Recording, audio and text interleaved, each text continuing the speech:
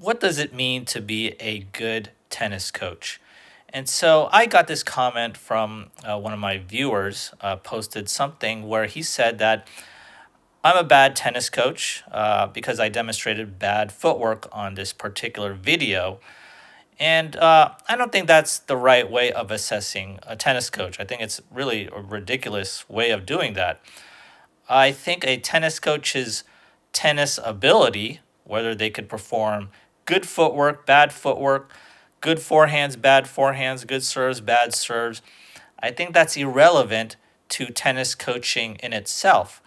And I know being a good tennis player, that does help, but it doesn't really translate many cases to good tennis coaching. And so what does it mean to be a good tennis coach? And I think the basic answer is that if you're a good tennis coach, you can help a tennis player perform better. They could perform better forehands, they could perform better backhands, they could perform better in their tennis matches. And if you're a good tennis coach, you should be able to do that. And so, how do you do that? And I'm personally working on this myself. It's a never ending process. And I will never say if I'm a good tennis coach or not. I'll let my students and the people who work with me, my bosses, administrators, and anybody else who works with me, I will let them judge me as a coach. But I have three things that I'm working on as a coach that will hopefully help me become a better tennis coach. And again, it's a never ending process, right? But I'm working on these three things. And these three things, they don't necessarily mean that I need to possess all three things. I think you could be a legendary tennis coach if you possess just these one of these things. But I'm personally working on all three of these things. And here are the three things that I'm working on. And the first thing that I'm working on is becoming a better teacher, meaning that I need to possess the knowledge of good tennis technique and tennis tactics and be able to communicate that to my tennis players so that they can perform better on the tennis court. And that is what teaching is all about, right? You got to have the knowledge and you got to be able to communicate that knowledge to your tennis player so they can transform and be a better tennis player than they were previously. And that is very tough to do. You can't control your student like a puppet, right? You got to make them understand and also make them execute what they need to do. So that's what I'm trying to work on, becoming a better teacher. And, I try to keep up to date, right? I actually watch YouTube videos of other tennis coaches. I read books, I read articles, and obviously I watch professional tennis. So I try to keep up. I don't consider that work for me because I like to watch tennis, but I try to keep up so that try to keep up my level of teaching. I want to have a high level of teaching, and I also teach one-on-one lessons. I run tennis classes. I run a college tennis team, so I try to teach different formats so that I can, have all the experience that I need in becoming a better teacher. Sometimes it's a little different teaching one on one versus a class versus a team. So I like to have as much experience as possible in regards to tennis coaching. And so hopefully this is all working out with my teaching ability and trying to get that at a higher level.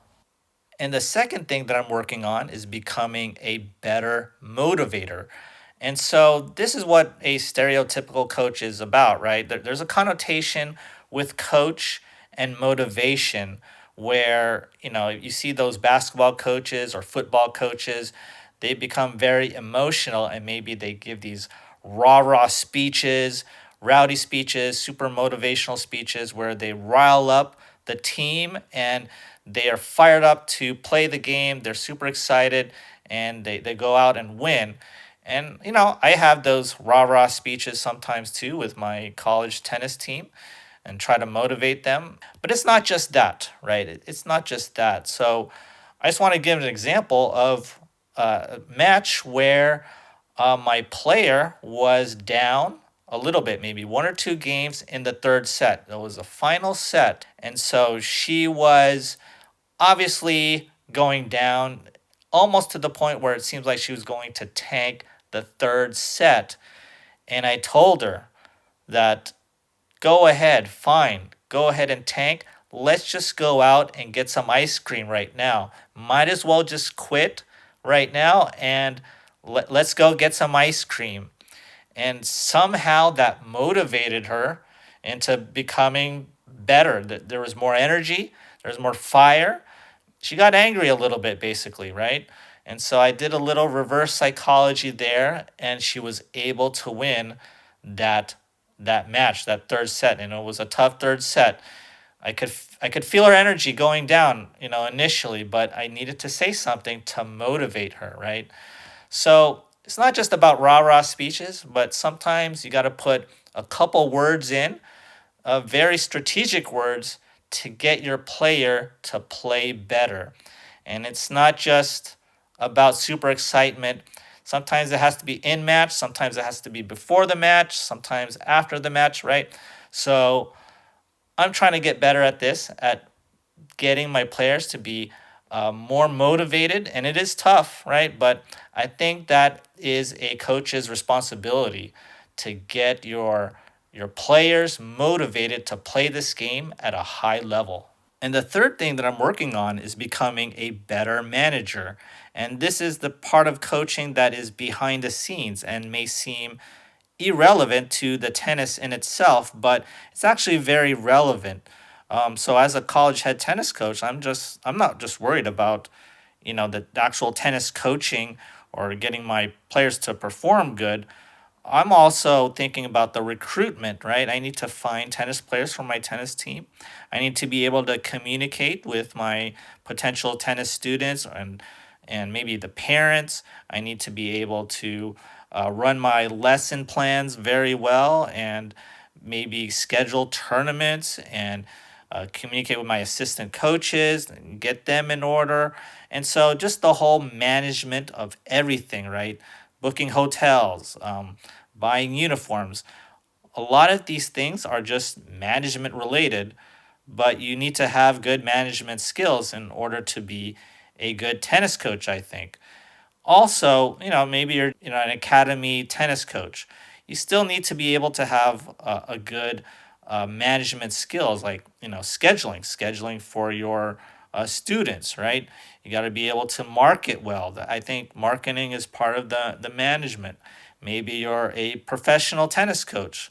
Maybe you're looking for more practice partners for your tennis player. Maybe you're booking hotels. You got to book the right hotel, or you got to find the right tennis tournaments for your tennis players. So there's so many different things that you need to do as a tennis coach that are outside of the actual tennis teaching in itself, and also outside of the motivational aspect. These are the behind the scenes stuff that may be boring, that may be uh, not tennis related, but you need to have these skills in order to be a good tennis coach.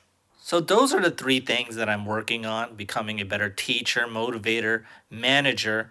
And as I said before, it doesn't necessarily mean that you need all three to become a very good tennis coach. Maybe you could be just good at one, maybe exceptionally well in one, and you could be a very good tennis coach. For instance, you can be a great motivator. You could totally help a student out by just simply being a good motivational coach, right? You could help that student perform much better on the tennis court if you know what to say and how to say it. Wow, that can make wonders for any tennis student, right? For me personally, right, I want to grab all the skill sets as much as possible. I want to be multifaceted, but some of us tennis coaches, maybe we're really good in one thing, and that could be a very good thing for your student. So, you know, everyone is a little different. Every coach is different. Every student is different. So you may be very good in one thing, and that can be very helpful for a tennis student. So, Does that mean that you need to be a great tennis player in order to become a great tennis coach? I don't think so. And I think that is the farthest thing that you need, is to have the greatest forehand and the greatest footwork in the world. You don't need those things to become a great tennis coach, I think. I think you just need to be either a really good teacher, motivator, or manager. If you're at least good in one of those things, you can be a great tennis coach. If you enjoyed this video, kindly do me a favor and hit that like and subscribe button. As always, thanks for watching, and I'll see you next time.